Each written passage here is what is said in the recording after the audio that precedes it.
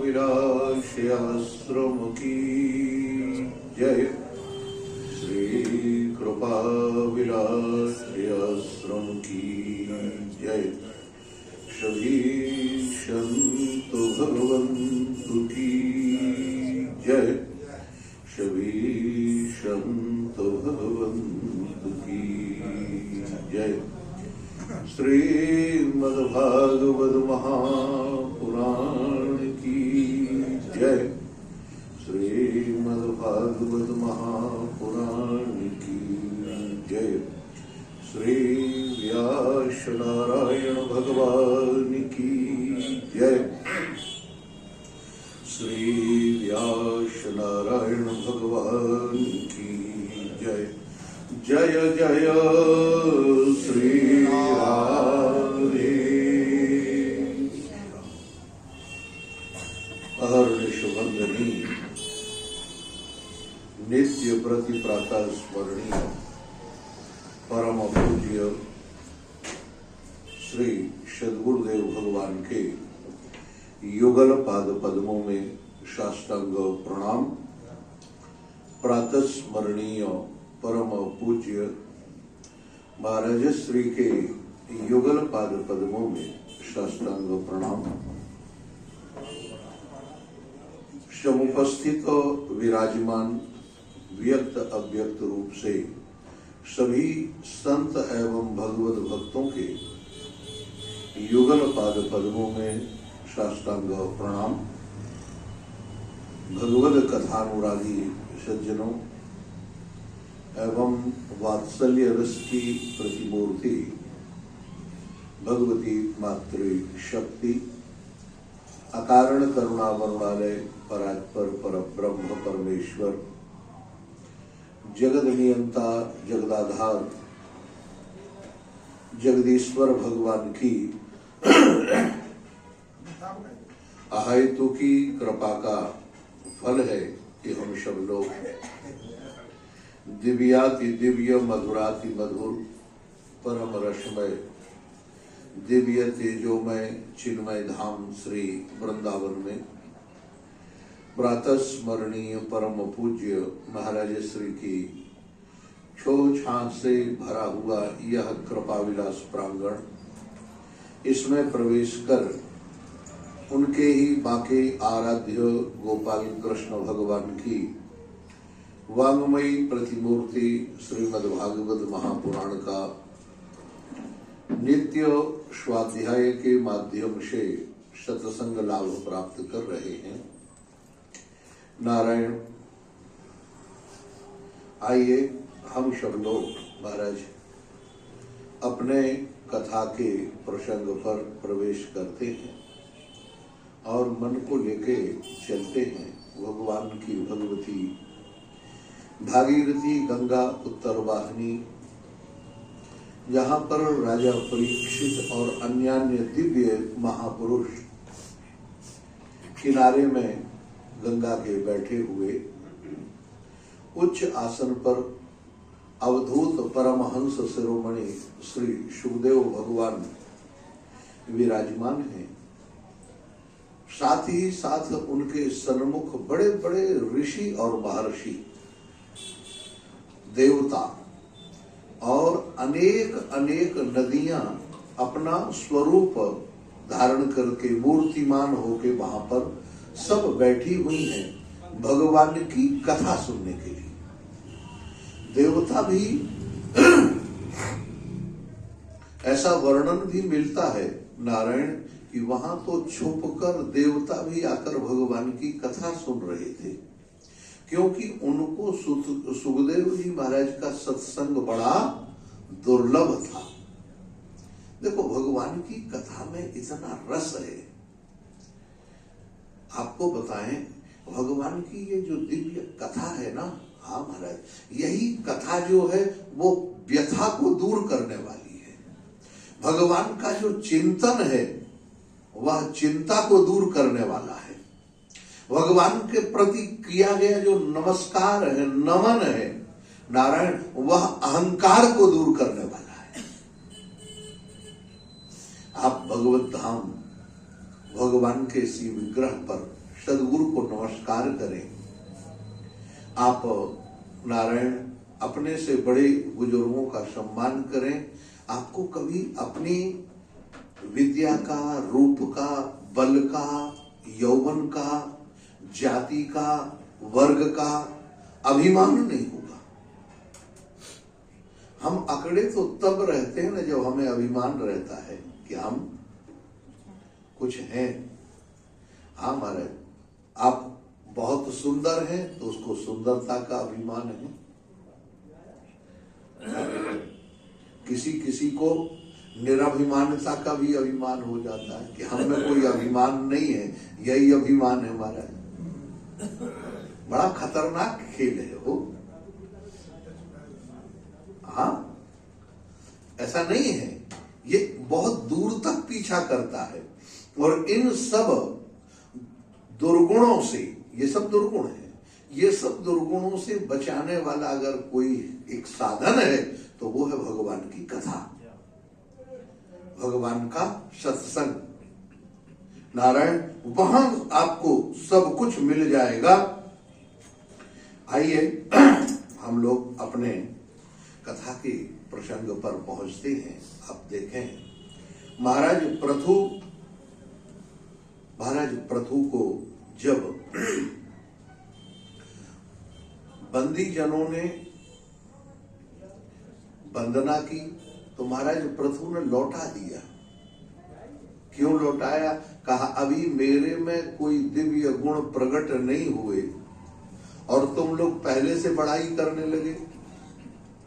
ये चाटुकारिता का जो है ना, ये अच्छा नहीं है। उन्होंने कहा ये सब ठीक नहीं, जाओ भागो। अब वो लोग महात्माओं के पास गए। अब महात्माओं के पास गए तो उन्होंने कहा ऐसा मत करो कि आपके में ये दिव्य गुण है, ये ऐसा है, ऐसा है। ऐसा नहीं, ये आप कहो कि आप में ऐसे ऐसे दिव्य गुण प्रकट होंगे, आप ऐसा ऐसा काम करेंगे। ऐसी वंदना जब करोगे और अगर मना करें तो कह देना हमको तो महात्माओं ने भेजा है, बस काम तुम्हारा बन जाएगा। महात्मा, आप देखो महाराज, मैं आपको कहूं, महात्मा श्री यामुनाचार्य जी महाराज जब रंगनाथ भगवान की सेवा कर रहे थे तो रंगाचार्य जी पहले, इनके पहले रंगाचार्य जी थे, उनके ये पुत्र थे। यामुनाचार्य जी को भगवान ने दर्शन नहीं दिए। जब यामुनाचार्य जी ने कहा कि हम तो अमुक महापुरुष के शिष्य हैं, तब आपकी शरण में आए हैं, आप कृपा करो, भगवान ने खट से दर्शन दिया। हम उनके शिष्य हैं, उनकी आन बान शान। आप देखेंगे यहां पर राजा परीक्षित को जब सबसे पहले सुखदेव जी मिले और सुखदेव जी मिले तो सुखदेव जी मिलते ही महाराज सुखदेव जी से उन्होंने कहा महाराज मैं ये देखता हूं कि मेरे कोई ऐसे दिव्य गुण तो नहीं है जिसके कारण आप जैसे महापुरुष मुझे मिल पाए। ब्राह्मणों का श्रापित में बैठा हुआ हूं, गंगा किनारे हूं, लेकिन फिर भी मेरे जो पूर्वज हैं, मेरे जो पिता हैं, पितामह हैं, मेरी जो माता है, मातामही हैं, ये सब की सब भगवान की सेविका रही हैं, सेवक रहे हैं, भगवान के अनुयायी रहे हैं, भगवान का भजन करने वाले रहे हैं। इस कारण से आप मुझे मिले हैं, मेरे कोई पुण्य प्रताप से आप नहीं मिले। इसका अभिप्राय है, याद रखना, भगवान जब भी मिलेंगे तब भी आपके ऊपर कृपा करके, आपके पूर्वजों के ऊपर कृपा करके मिलते हैं, आपके गुरु की कृपा से आपको मिलते हैं, संत सत्पुरुष की कृपा से मिलते हैं। आप भजन चाहे कितना कर लो, भगवान इतने जल्दी मिलने वाले। हाँ, अभी मैं देख रहा था महाराज, आज मैंने एक देखा, हाँ, भक्तमाल में एक बड़ी विलक्षण एक भगत की कथा है, ढैया भगत। ढैया उसको क्यों कहते, ढैया क्यों कहते थे? कहा महाराज वो 2.5 सेर खाता था। इसीलिए उसका नाम ढैया था। 2.5 सेर खाने वाला व्यक्ति, अब घर के लोग कब तक बोझ उठाएंगे, करना धरना कुछ है नहीं। उनका निकल जाओ, निकल गए तो महाराज, हाँ हमको तो लगता है ये हनुमान टेकरी पहुंच गए, महाराज जी के पास पहुंचे होंगे, देखा बढ़िया तिलक विलक लगाए हैं सब बढ़िया। हाँ महाराज बैठे, कहा क्यों क्या बात है, कहा महाराज हमें आश्रम में रख लो। सीधा साधा भगत था। कहा क्यों, क्या नाम है तुम्हारा, कहा हमारा ढैया नाम है। अच्छा ढैया क्यों कहते, कहा महाराज हम 2.5 सेर खाते हैं। महाराज ने कहा तुम 5 सेर खाओ, हमें क्या फर्क पड़ता है, राम जी का काम है सब, कोई काम करना है क्या करोगे, कहा गैया चराओ। लेकिन देखो भाई, सवेरे सवेरे गैया चराने जब जाओगे तो तुम्हें अपना अमनिया भोग मिल जाएगा, वहीं अपना भोजन बना लेना और पा लेना। लेकिन इतना ध्यान रखना, तुम वैष्णव हो हमारे पास रहते तो तुम्हें भगवान को भोग लगा के पाना पड़ेगा। लो महाराज ढैया चला गया, उसने बनाया, जैसे तैसे मरता क्या नहीं करता बना लिया वो। अब बनाया तो सीधे कहा हमारे गुरुजी के राम जी पहुंचो। उसने ये नहीं कहा कि हमारे ठाकुर जी पहुंचो, हमारे गुरुजी के राम जी। तो राम जी तत्काल पहुंच गए महाराज। राम जी पहुंचे से उन्होंने कहा आ गए आप, कहा हाँ आ गए, लगाओ। तो वो जैसे मंदिर में भोग लगाते, क्या ऐसे नहीं, तुम सब प्रसाद पत्तल में रखो और आंख बंद करके बैठ जाओ, तब हम पाएंगे। अब भगवान तो विश्वभर है, विश्व भरण करने वाले महाराज, सबका भरण पोषण करने वाले। इसको तेज कर दो थोड़ा सा, ये वाला हल्का। सबका भरण पोषण करने वाले हैं, सबका ध्यान रखने वाले हैं। तो कहा महाराज वो परमात्मा।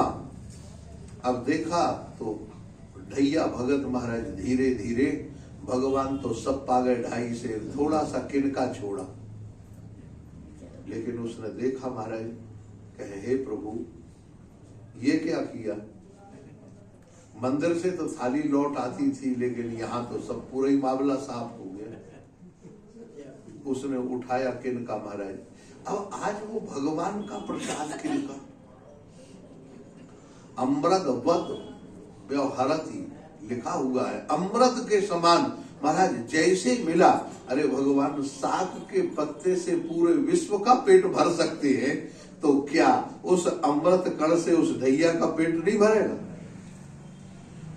पेट तो भर गया महाराज, लेकिन वो जो स्वाद है, हाँ ऐसा दिव्य स्वाद उसने जो देखा, हाँ हाँ। अब रोज महाराज दूसरे दिन बोला कि महाराज 2.5 सेर का काम नहीं चलेगा, 5 सेर चाहिए, क्योंकि वहां तो राम जी आ जाते हैं, वो आपके गुरु ठाकुर जी आते हैं, 2.5 तो उनको चाहिए। कहा चलो ठीक है कोई बात नहीं, कुठारी से कहा दे देना कोई बात नहीं। 2.5 सेर दे दिया महाराज। 5 सेर लेके उसी के तरीके से आलू बैगन और टमाटर वगैरह सब दे के फुर्सत हो गया। अब वहां उसने किसी तरह महाराज बनाया, उपले उपले इकट्ठे करके बना के तैयार हुआ।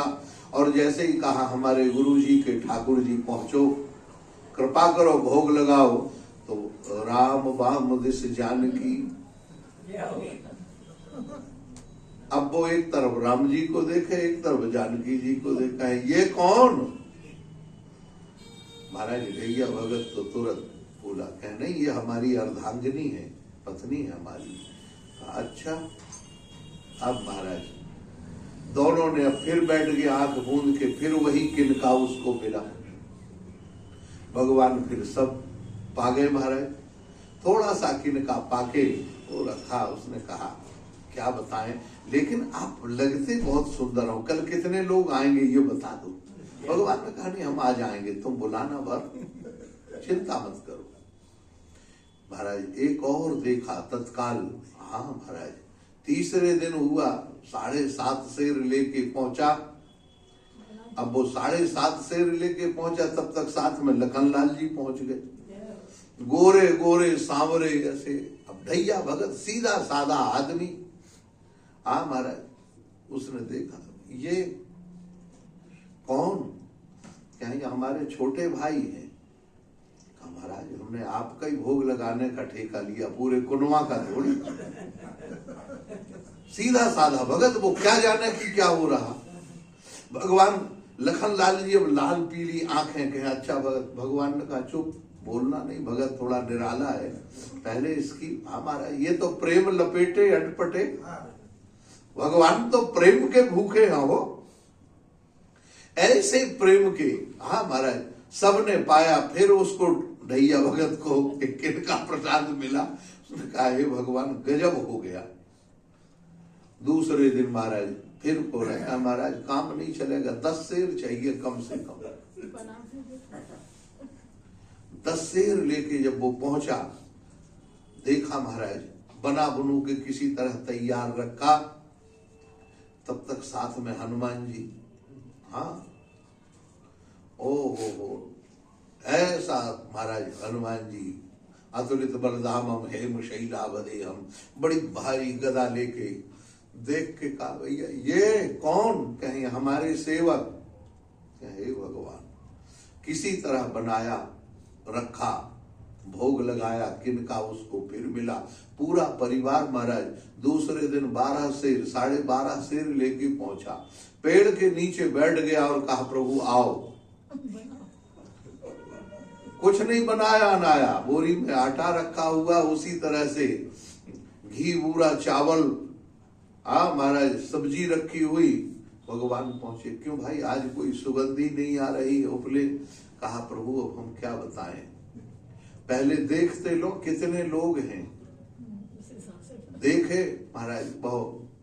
कहा प्रभु अब आपने कहा था ये हमारी अर्धांगिनी है, तो ये तो भोजन बनाने का काम करेंगे। हनुमान जी अपना उपले बीन ले आएंगे और लखन लाल जी अपनी व्यवस्था करेंगे। सबको काम भगवान ने कहा हम क्या करें। कहा आप तो बैठो प्रभु, मैं तो आपको देखता रहूं और आप मेरे ऊपर के कृपा करते रहो, बस और कुछ करना नहीं है।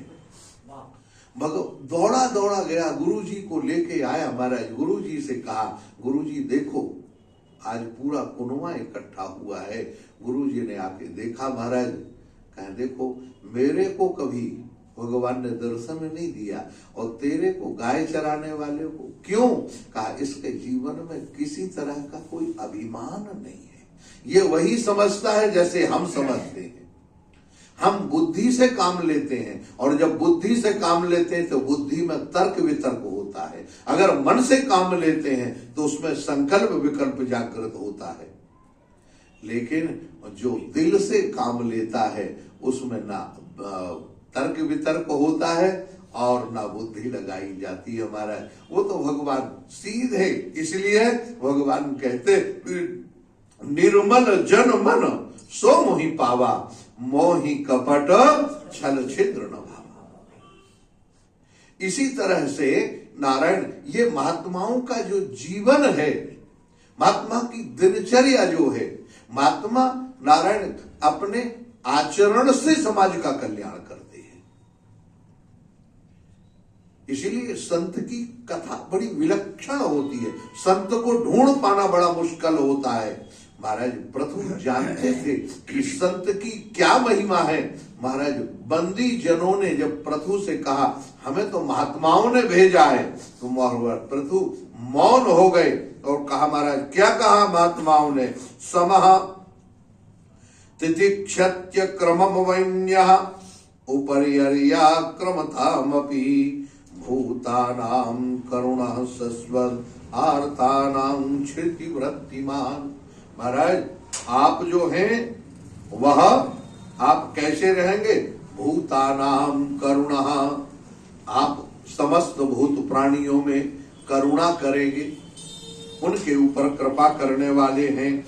आर्तानां, जो दीन दुखी हैं उनके ऊपर आपकी हमेशा कृपा बनी रहेगी। क्षिति वृत्ति नाम, नारायण जिनकी वृत्ति खो गई है आप उनको वृत्ति प्रदान करेंगे। क्षिति माने आकाश के समान आप सबको आश्रय देंगे। और इतना ही नहीं, देव वर्षेत्यसौ देवे नरदेवेव पुरहरिः कृच्छ प्राणा प्रजा ह्येष रक्षयत्यस्य चेन्द्रवतो।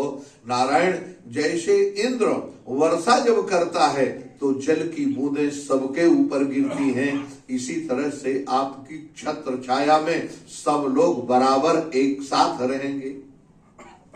नारायण, अब ये कृच्छ प्राणाः आप्ययौ, आप प्रजा का पालन पोषण करेंगे, आप्यसौ, और कैसे करेंगे।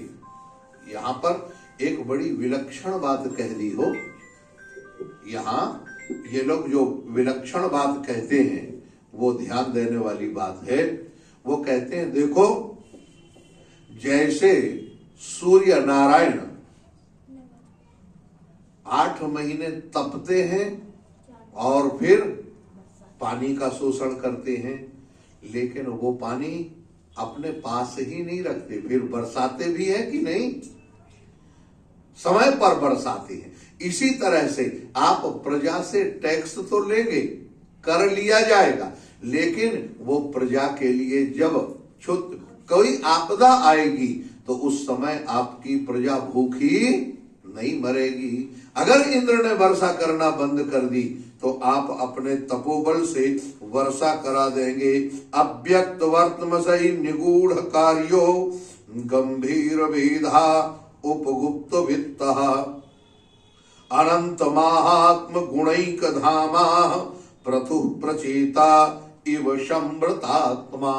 हे प्रभु, आप अव्यक्त वर्तमयी, आपका चित्त कभी कोई पढ़ने में समर्थ नहीं होगा। आपकी बुद्धि कितनी तीव्र है नारायण। निगूढ़ कार्यों, आप अपने कार्य को गुप्त रखेंगे। करते तो हैं, आप देखें जरा, भगवान भी सबके ऊपर कृपा करते हैं, लेकिन भगवान की कृपा का अनुभव कितने लोग कर पाते हैं बताओ। क्या सब लोग भगवान की कृपा का अनुभव करने में समर्थ हो पाते हैं? कोई कोई महापुरुष भगवान की कृपा का अनुभव करता है, वो जानता है, इसीलिए कहते करते तो तुम हो मोहन, लेकिन मेरा नाम हो रहा है। भगवान करने वाले हैं, भगवान ही करते हैं, हाँ, लेकिन भगवान किसी ना किसी को निमित्त बनाकर करते हैं। आप जानते, ऐसे नहीं करते महाराज। एक तितिक्षु ब्राह्मण था, वो कभी किसी से कुछ नहीं लेता था, गरीब ब्राह्मण। उसने सोचा क्या करें क्या करें। नवरात्रि का समय आया महाराज, उसके पास कोई काम नहीं, कोई पूजन पाठ नहीं।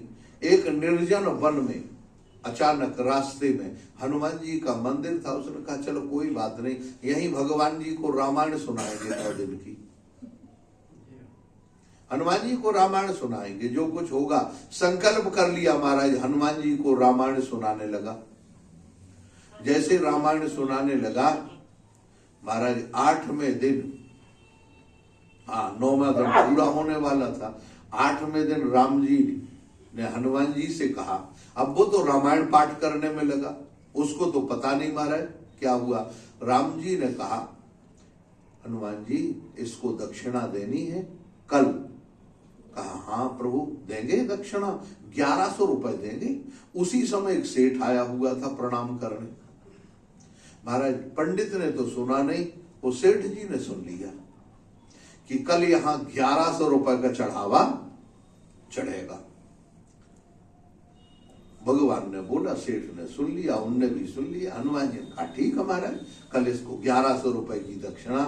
अब सेठ बड़ी श्रद्धा से महाराज प्रणाम करके बैठा रहा और कहा सुनो पंडित जी, कल एक काम करना, कल जो भी चढ़ावा आएगा हम तुम्हें 500 का लिफाफा देंगे, चढ़ा देंगे, और उसमें उसके बदले जो भी लिफाफा तुम्हारे पास चढ़ेगा वो हमको देना। कहा ठीक है। अब सेठ जी तो हर जगह व्यापारी आदमी, वहां भी व्यापार कर लेते हैं महाराज।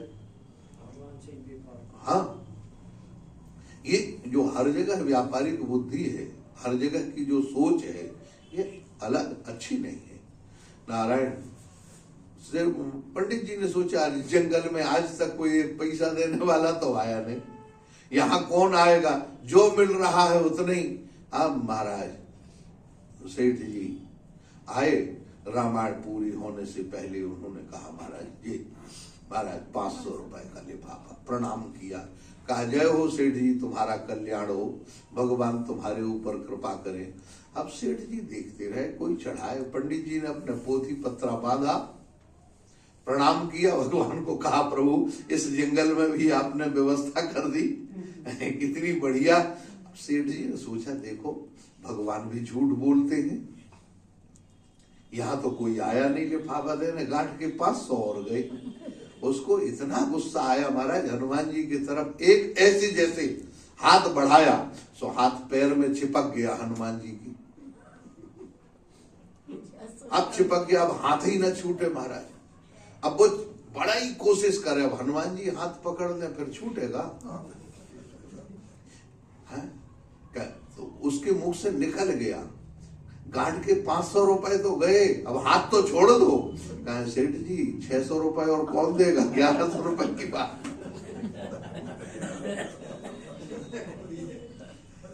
ये 600 रुपए कौन देगा, बुलाओ। महाराज घर से बुलवाया, 600 रुपए पंडित जी को 1100 रुपए दिए, प्रणाम किया, कहा महाराज ठीक है, जय हो हनुमान जी महाराज। तो कहने का अभिप्राय ये भगवान देते तो हैं लेकिन दूसरे को निमित्त बना के देते, पता नहीं लगने देते किसको दे रहे, कहां से आ रहा है। तो ऐसे ही महाराज यहां ये लोग आज कह रहे हैं, ये बंदी जन मागध सूत ये सब कह रहे महाराज निगूढ़ कार्यो उप गुप्त वित्ता, प्रभु आपके चित्त को और आपके मन को कोई पढ़ने वाला, आप सबको अपना आश्रय, अनंत महात्म गुणैक धाम, आपके अनंत महात्म है, अनंत आपका गुण है। हाँ ऐसा नहीं, एक अनंत गुण, एक दो गुण नहीं, इसलिए भगवान अनंत स्वरूप कहलाते हो। भगवान में अनंत गुणगण है, अनंत गुणगण लीलय। भगवान को कहे प्रथु प्रचेता इव संप्रतात्मा, हे प्रभु आप एकदम प्रचेताओं के समान इस सृष्टि की व्यवस्था करने वाले हैं। नारायण दुराशदो दुर्वश आत्मसन्नोपि विदुरवत् नैवा विभर्तुम शक्यो वैनारण्यस्थितो नलः। नारायण अनंत बहिष्य भूतः पश्यन् कर्माणि चारणाई उदासीन इवाध्यक्षो वायुरात्मे देहि नाम। जैसे हवा, अगर हवा ना हो, बोलो 10-5 मिनट अगर हवा बंद हो जाए तो सबकी हवा बंद हो जाएगी कि नहीं, बोलो 10-5 मिनट ज्यादा नहीं। अच्छा भीतर हवा का खेल है, उसी से हम जिंदा हैं, और बाहर अगर हवा ना हो तो क्या भीतर हवा रहेगी। तो भीतर और बाहर दोनों तरफ जैसे वायु विद्यमान है, इसी तरह से प्रभु आप भी हर जगह, आप जहां जाएंगे वहां आपकी मौजूदगी रहेगी। ना दंड्यम दंडयत्येष स्तुतमात्म विदुषामपि दंडयत्यात्मजमपि दंड्यम धर्म पथे स्थिता। कैसी बढ़िया बात कही महाराज। ये कह रहे हैं कि आप धर्म में चलने वाले हैं और धर्म का अनुमोदन करने वाले हैं।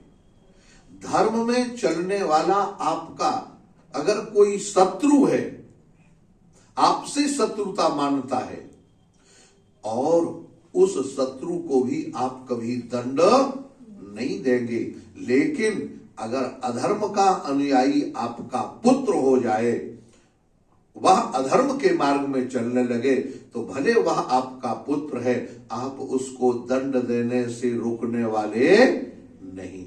ऐसे न्याय प्रिय राजा आप होंगे।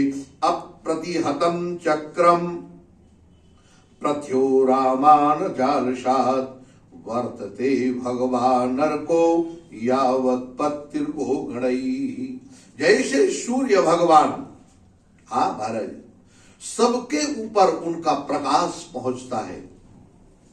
सूर्य भगवान जब जल इकट्ठा करते हैं 8 महीने और 4 महीने बरसाते हैं तो सबके ऊपर पड़ता है, कोई उससे खाली नहीं होता। इसी तरह से आप भी महाराज सूर्य के समान आपका जीवन होगा। रंजयस्यति यल्लोकः आत्मवेष्टित वेष्टितैः अथाम बाहुः राजानां मनोरंजन कई प्रजा। राजा का अर्थ यहां लिखा हुआ है इस श्लोक में। राजा किसको कहते हैं?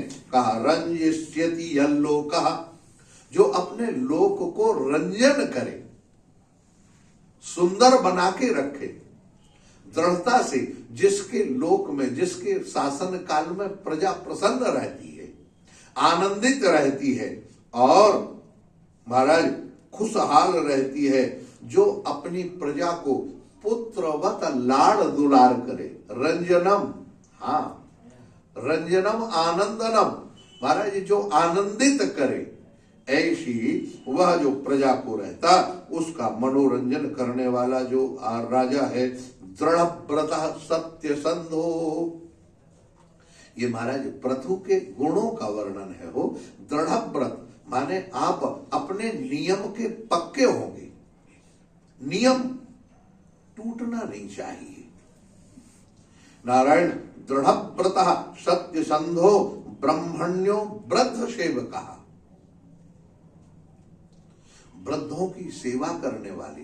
देखो महाराज, हम लोग समझते वृद्ध की बहुत बड़ी कीमत होती है।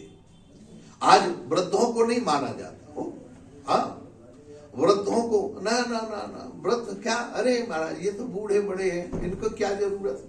जबकि आप जानते हैं उनका जो अनुभव है, हम विद्वान कितना भी पढ़ जाए लेकिन उसका शास्त्र का अनुभव होगा, 40 वर्ष का अनुभव होगा, लेकिन 60 वर्ष का जो व्यक्ति है उसको 60 वर्ष का अनुभव होगा कि नहीं?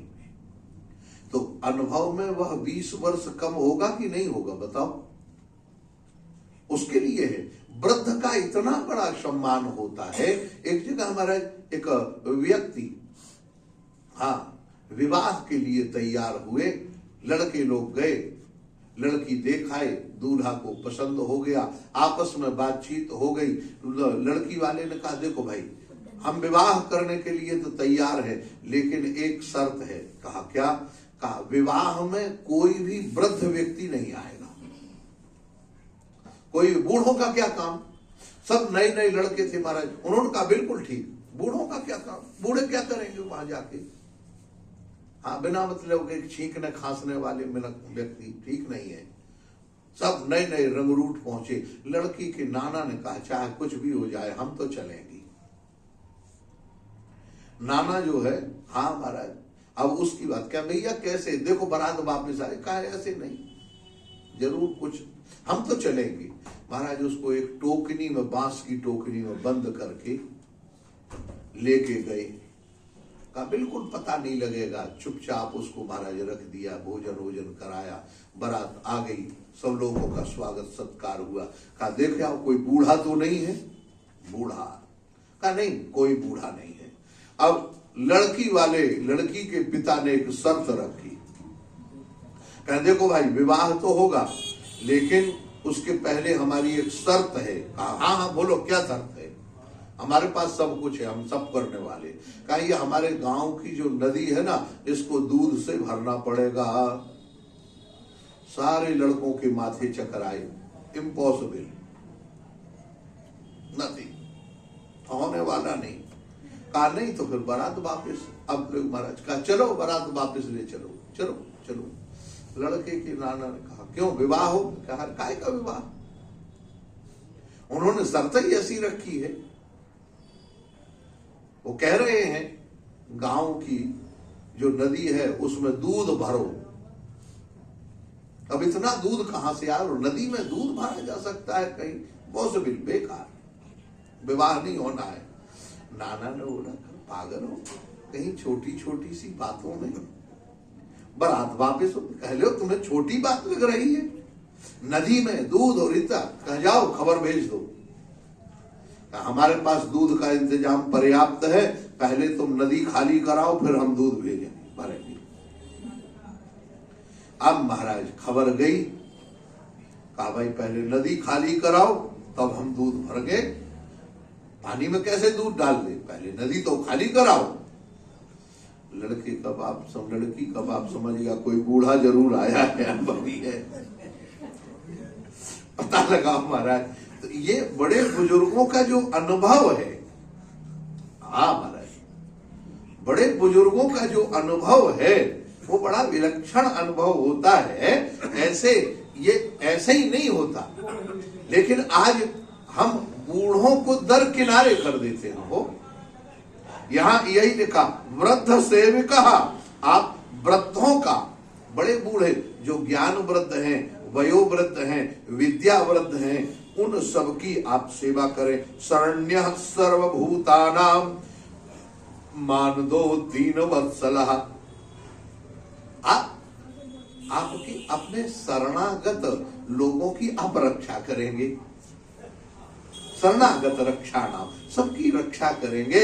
और दीन वत्सलः, देखो दीनों के ऊपर कृपा करने वाले हैं, जो आर्त हैं, दीन है, असहाय हैं, उनके ऊपर तो नारायण शरण मातृ भक्ति परिस्त्रीषु, देखो आप जो माताएं हैं, दूसरे की जो स्त्री है उसको मातृवत देखेंगे।